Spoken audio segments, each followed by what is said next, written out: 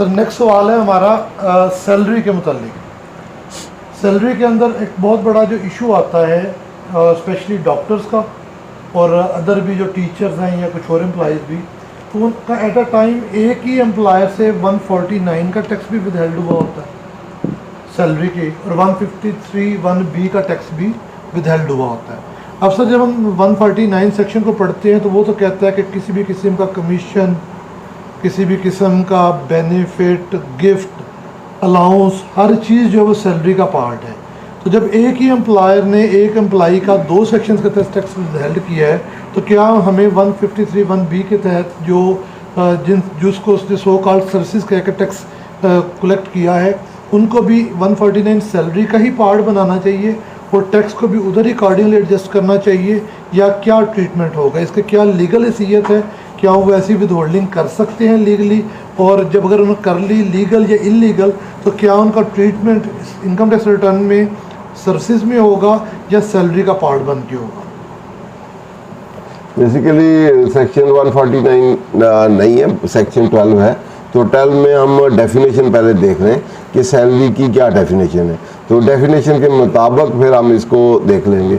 तो salary means any amount receive by employee from the employer whether revenue, capital nature whatsoever, any pay, wages, remuneration provided to the employee including leave, benefit, overtime, bonus, commission fee. यहाँ fee आ गई है। तो अब कोई भी फ़ी employer से लेगा, ठीक है ना। तो उसके बाद फिर आगे बाकी over time, gratuity, work condition, ये वो, इसके बाद प्रकोजेट है, अलाउंसेज है, बेनिफिट्स हैं, रिटायरमेंट बेनिफिट है, पेंशन है, बाकी चीज़ें, प्रॉफिट इन ड्यू है, रिटायरमेंट है, वो सारी चीज़ें ही इसमें शामिल है। तो अब इस सिचुएशन में जहाँ कहीं एम्प्लॉयर एम्प्लॉई रिलेशनशिप हो, ये इंपॉर्टेंट है कि आप एम्प्लॉयर हो, एम्प्लॉई हो, आपकी कॉन्ट्रैक्चुअल अरेंजमेंट हो, आप according to the direction order of the employer काम करते हो और उसके कमांड और कंट्रोल में हो, फिर उसके मुताबिक एज ए फिडुशियरी एक्ट कर रहे हो, तो उस एम्प्लॉयर एम्प्लॉई का रिलेशनशिप ज़रूरी है। अगर आपका रिलेशनशिप वो है एज ए एम्प्लॉई, आपने ज्वाइन की, हायरिंग फायरिंग भी और रेम्यूनरेशन भी, फ्यूचर भी, वो सारी चीज़ें जो term and condition employer employee agreement में होती हैं, वो अगर पूरी होती हैं, तो फिर ये सारी चीज़ें जो भी आप एम्प्लॉयर से लेंगे, एंगेज योर सर्विसेज या बेनिफिट या अदर गिफ्ट भी लेंगे उससे, तो that will be treated as salary, और उस पे फिर सैलरी वाले ही लॉ अप्लीकेबल होंगे। और दूसरा फिर कानून ये है कि आप सैलरीड है या नॉन सैलरी है, और 75% वाला रूल अप्लीकेबल होगा। अगर वो आपकी फीस या अदरवाइज ज़्यादा है, दूसरी है, तो लेकिन एम्प्लॉयर से लेंगे तो वो एम्प्लॉयर वाली तो सैलरी ही होगी। इवन पहले गोल्डन हैंडशेक स्कीम थी, वो उन्होंने कहा ये उन्होंने लिए profit in lieu of salary है, ये कंटेस्ट हुआ, हाई कोर्ट ने फेवर कर दिया in the favour of tax payer के, नहीं जी ये सैलरी नहीं है, इनकम फ्रॉम अदर सोर्सेज है, एक्सेप्शनल ट्रांजैक्शन है, कभी कभार हुआ है। लेकिन अल्टीमेटली कोर्ट, सुप्रीम कोर्ट ने इकराम केस में ये होल्ड किया कि जब लेजिस्लेटर ने एक्सप्रेसली जब इधर लिख दिया कि profit in lieu of salary या टर्मिनेशन की वजह से सैलरी, तो वो सैलरी रहेगी, और डीमिंग प्रोविजन को रिपीट कर दिया। लेजिस्लेटर के पास पावर है कि किसी डेफिनेशन को भी चेंज कर सकता है, किसी फैक्ट को, एक्चुअल फैक्ट को नहीं भी है तो उसको ट्रीट कर सकता है, या अदरवाइज हैपनिंग उन्होंने डिफरेंट करके डीमिंग प्रोविजन को, डीमिंग एडवाइस को ब्रॉडली उन्होंने कह दिया। उनके जब इधर लिख दिया गया, अब लेजिस्लेटर की इंटेंशन को तो डिफीट नहीं किया जा सकता। कीपिंग इन व्यू दिस, तो ये जो भी फ़ी होगी या कमीशन लेंगे, जब एम्प्लॉयर से आप लेंगे, इवन सेल्समैन है, आपने रखा हुआ है, एम्प्लॉई है, आप कहते हैं जी इतनी सेल कर देंगे, आप तो इतना कमीशन भी दे देंगे, इतने बोनस भी दे देंगे, वो सारे फिर उसके एम्प्लॉयर एम्प्लॉई रिलेशनशिप है, तो फिर वो सैलरी ही ट्रीट होंगे। फिर उसमें कमीशन वाला रेट, वो जो पेनल्टी चार्ज वाला है 10% या दूसरा है, वो फिर एप्लीकेबल नहीं होगा, फिर वो सैलरी की कैटेगरी में आएगा। इसी तरह डॉक्टर्स जो हैं, ये बेसिकली ये इशू डॉक्टर्स में बहुत ज़्यादा आया था कि एम्प्लॉयर जो है बाज़ दफ़ा उसके अपने पर्सनल क्लाइंट होते थे, तो बाज़ दफ़ा पर्सनल क्लाइंट को हॉस्पिटल में रेंट पे जगह ले लेता है या कमरा ले लेता है अलहदा, वहाँ वो देखता है, तो उसकी रिकवरी जो है वो हॉस्पिटल वाले कर लेते हैं। और वो फिर हॉस्पिटल वाले करते हैं, तो जब उसको पेमेंट होती है तो उस सिचुएशन में वो फिर उसका वो सर से ट्रीट करके कर लेते हैं। ये सिचुएशन काफ़ी चलती रही है और लोग उसको जो डॉक्टर्स हैं उसको अपना क्लिनिक प्लस वो उसके रेंट शेंट वहाँ का निकाल दिया, उसको as a income from business separate उसको देते रहे हैं। तो उसमें वो मिनिमम या एडजस्टेबल करके उसका अलग देते रहे। लेकिन कई केस खुले भी हैं, बाद में उन्होंने भी लीनियंट व्यू लेते हुए उसको उन्होंने डॉक्टर को उधर ही उसको कंसिडर कर लिया। लेकिन एज पर लॉ वो एज ए फी जो है that is part of salary, और इसी तरह ही होनी चाहिए। वो सैलरी में ही होगी और सैलरी के मुताबिक ही डिडक्शन होगी। डिडक्शन भी कम है, कम किए तो, लेकिन अगर कम किए हैं तो वो उसके लिए भी विद होल्डिंग या जो भी है उसमें हो सकती है। जो एम्प्लॉयर है उससे डिफरेंशियल लिया जा सकता है, एम्प्लॉई से भी लिया जा सकता है। रिटर्न फाइल करनी है तो वहाँ भी सैलरी वाले जो रूल रेगुलेशन है वही लगने चाहिए, वो नहीं लगेंगे। प्लीज़ तो फिर टैक्स भी हम उसको 149 में क्लब करके क्लेम करें। दायरा क्लब कर, जब सैलरी है तो सैलरी लेंगे। कोई अलाउंसेस बेनिफिट रिडीमेबल है अगर कोई, तो जो वैल्यूएशन है रूल्स में 4 में या उसमें अकोमोडेशन उसके मुताबिक जो आपकी सैलरी आएगी या पेंशनें हैं या प्रायर ईयर सैलरी है, जो भी अल्टीमेटली आप टैक्सेबल इनकम सैलरी निकलेगी उसके मुताबिक टैक्स कैलकुलेट करेंगे। उसमें से जो डिडक्शन हुई हैं वो एज ए सैलरी हुई हैं या सर्विसेज हुई हैं या जैसे भी गलत हुई हैं सही हुई हैं, वो सारी डिडक्शन जितनी भी आप लेस करेंगे। और डिफरेंशियल आपको एक्सेस डिडक्शन होगी तो रिफंडेबल हो जाएगा, कम होगी तो आपको पे करना। क्लियर? सर अगर हम इनकम टैक्स रिटर्न के अंदर देखें तो अगर हम 1531B की जो कैलकुलेशन है उसको अलग से मिनिमम शो करती है, लेकिन वो मिनिमम तो है नहीं ना, जी, लेकिन वो करने से गलत किया है ना। मिनिमम नहीं है, वो एडजस्टेबल है आपका, क्योंकि आप सैलरीड है।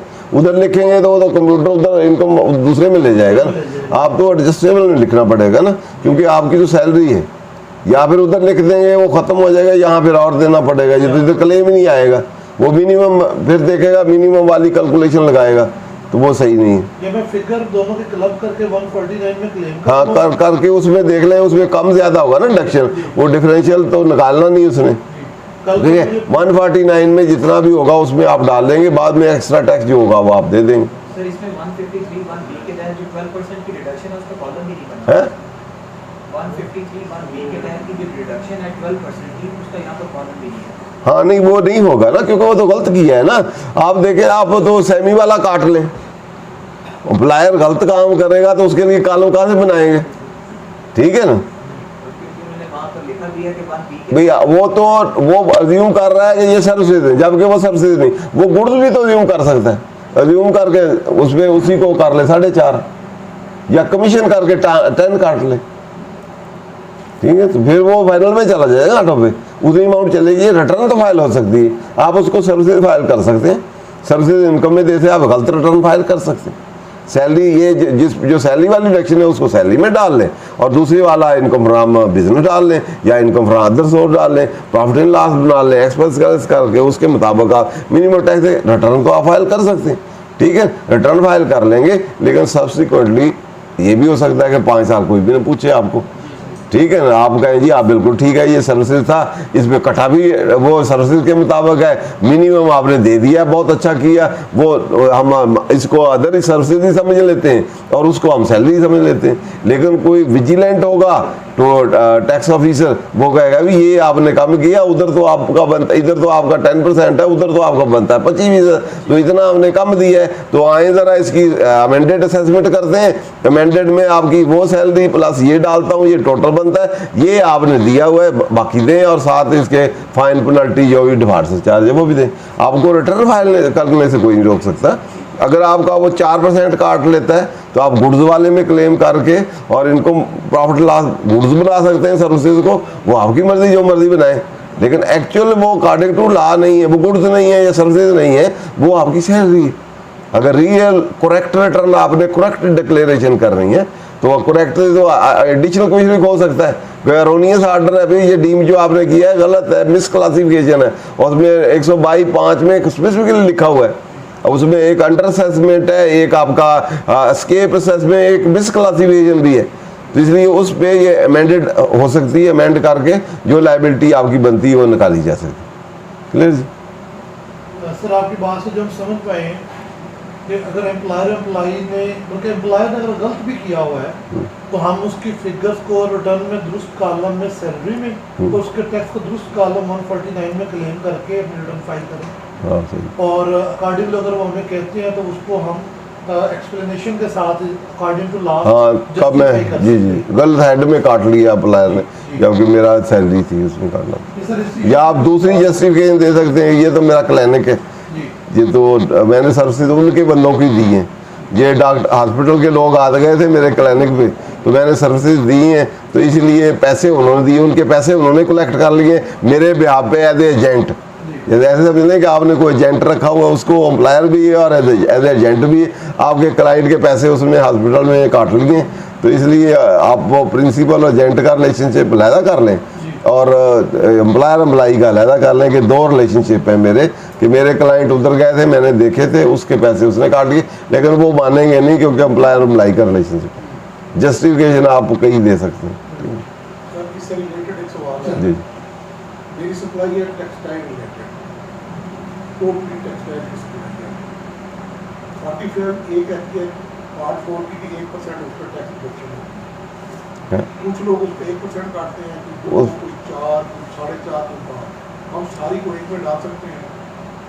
तो देख लें 45 ये देखें भी खोलें, पार्ट 4 की सेकंड पार्ट 4 सेकंड शेड्यूल देखें, उसमें ट्रेडर है, यार्न ट्रेडर है, दूसरे हैं। टेक्सटाइल लेदर कारपेट हाँ, 5 सेक्टर 1% में आते हैं। मोस्टली 1% है, लेकिन कुछ लोग तो 2, 4, 4.5, 5, 5.5 भी काट देते हैं। जितनी फैक्ट्रियाँ उतने का लोग हैं। पहले तो ये है कि ये इस पे ये एक्सक्लूसिव पार्ट 4 जो है नॉन अप्लीकेबिलिटी है, कि अगर कहीं दूसरा है कि जो नॉर्मल रेट शीट है उसमें कोई रिडक्शन एग्जम्पशन या वो चीज़ें हैं, तो यहाँ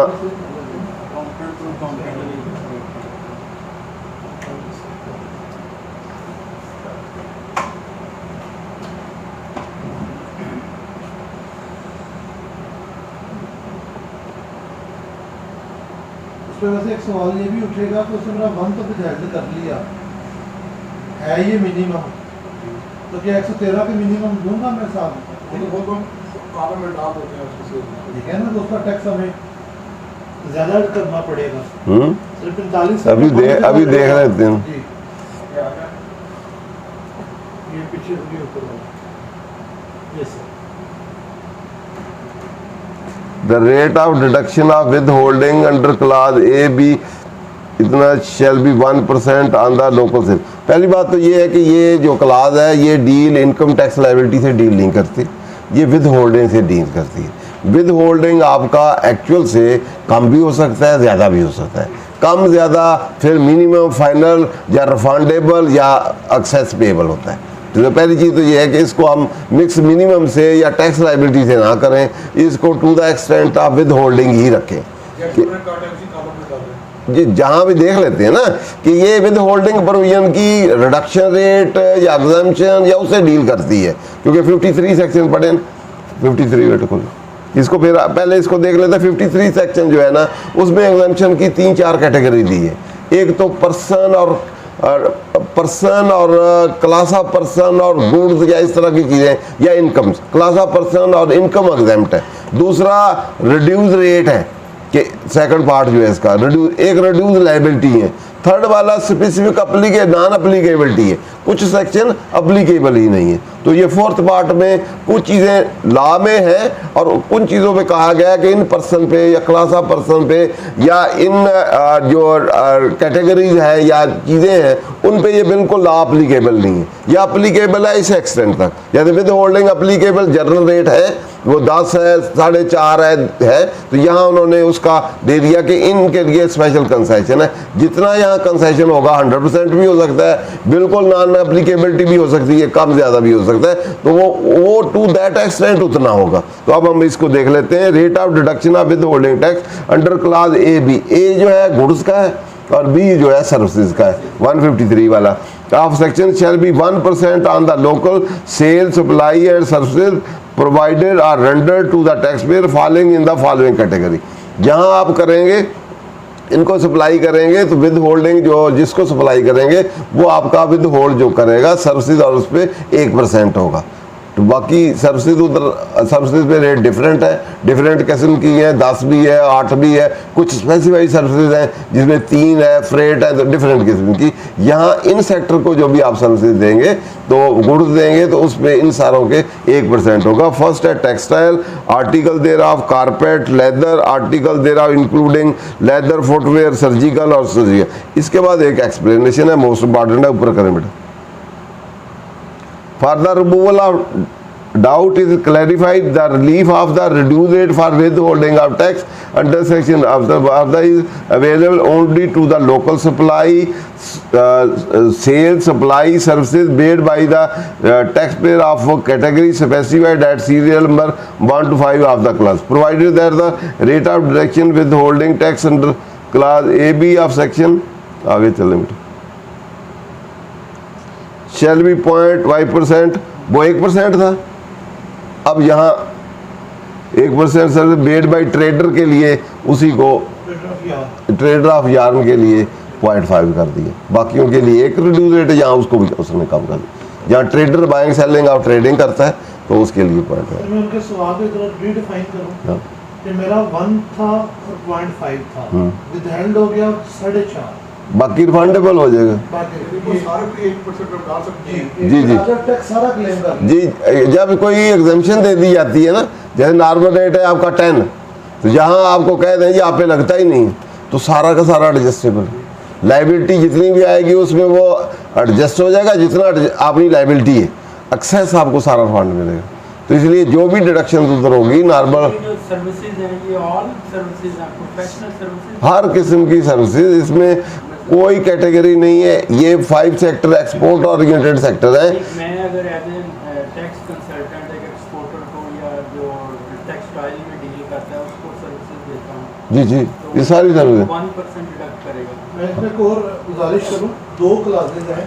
अगर आपका एक्सपोर्टर जिसकी 95% ज़्यादा एक्सपोर्ट है, वो एक और भी 45 लगता ही नहीं, हाँ एक्सपोर्ट विथहोल्डिंग एजेंट है ही नहीं, और 55 इससे पीछे है वो उसके वाले हैं। एक्सपोर्टर एक अलग है 45, इसे 45 देखें, वो रिलेटेड गुड्स है, ये 368 45 ये देखें, ये एक्सपोर्ट वाला है। तो प्रोविजन ऑफ सेक्शन 143 1 पूरा का पूरा ही, वहाँ तो फिर भी ABC था, C भी नहीं अप्लीकेबल। इसमें तो गुड्स का करना पूरा सर्विस 153 तो सेक्शन वह सेक्शन 1 है, 1 मीन ABC, कुछ भी नहीं अप्लीकेबल, ठीक है ना। गुड्स वाला अप्लीकेबल विद होल्डिंग, ना आपका वो अप्लीकेबल क्या नाम है सर्विसेज वाला, ना एग्जीक्यूशन ऑफ कॉन्ट्रैक्ट वाला, इसमें तो कुछ भी अप्लीकेबल नहीं। Shall not apply to a manufacturer cum exporter as a prescribe person, उसने काटना ही नहीं किसी का। तो क्या है, provided the manufacturer export shall deducted from the payment made in respect of goods sold in Pakistan, लेकिन ये कंडीशन है कि पाकिस्तान में जो बेची है उसमें वो काटेगा, बाहर जो की है उससे रिलेटेड जो उसमें यूज हुई है उस पर नहीं काटेगा। आगे भी पढ़ लें उसके बाद क्वेश्चन। उसके बाद है, if the tax has not been deducted from the payment on account of supply of goods in respect of goods sold in Pakistan, the tax shall be paid by the manufacturer cum exporter if the sale in Pakistan are in excess of 5% of export sale। 5% तक जो है even ना भी काटा हो local जो cell है उसका, तो फिर भी वो चल जाएगा। इसमें 95% जो है आपकी वो हो जी। नीचे देखो है SRO 36894 का, उसमें है कि सिर्फ जो एक्सपोर्ट रिलेटेड गुड्स है उस पे नहीं करना, बाकी पे काटना है। बाकी पे 5% तक फिर भी कंसेशन है, 5% ऊपर होगी तो फिर काटना है, स्पेशल रेट है वहाँ भी वो कहते हैं कि काटिए, या काटना है लोकल पे, लेकिन यहाँ फिर भी 5% कंसेशन दे दिया, ये कंडीशन दे दी। ये लेटर ला ही अगर उससे ज़्यादा देखिए ना, यहाँ आपका पहली बात तो उन्होंने ऊपर लिख दिया कि आपने एक्सपोर्ट वाले, अगर एक्सपोर्ट का मैन्युफैक्चरर का एक्सपोर्टर हैं तो आप पे नहीं काटना। साथ का कंडीशन दे दी कि ये लोकल सेल करेंगे तो उसमें काटना है, लेकिन लोकल सेल भी 5% तक वो भी आपकी एज ए ट्रीट होगी कि एक्सपोर्ट है, उसमें भी नहीं काटना, ये समझ रहे हैं। आगे जी, और सर ये services all type of services हैं, मतलब रिलेटेड टू गुड्स नहीं है क्या 153 से एग्जेम्पशन का मतलब है कि ऑल टाइप ऑफ सर्विसेज ना, यहाँ सर से लिखा ही नहीं, 153 पूरा है। अब मैं उसमें से आधा इधर तो आधा ने 153 में क्या जो कुछ भी है इस पर एप्लीकेबल ही नहीं। अब गुड सर्विसेज एग्जीक्यूशन का तल्लक ही नहीं। जहाँ वो वाला हमने पढ़ा तो उसमें ABC था, AB था, तो उसके अलावा जो है सारे एप्लीकेबल थे। इसमें पूरा ही वन नहीं एप्लीकेबल, ठीक, तीनों कैटेगरी नहीं, एग्जीक्यूशन भी नहीं। किसी से काम करवाएं एग्जीक्यूशन का भी हो तो वो भी नहीं एप्लीकेबल, पूरा का पूरा एक्सपोर्ट को प्रमोट करने के लिए इसलिए उन्होंने दिया है कि जहां उनकी 95% एक्सपोर्ट है ऑलमोस्ट, उसके लिए कोई डिडक्शन विद होल्डिंग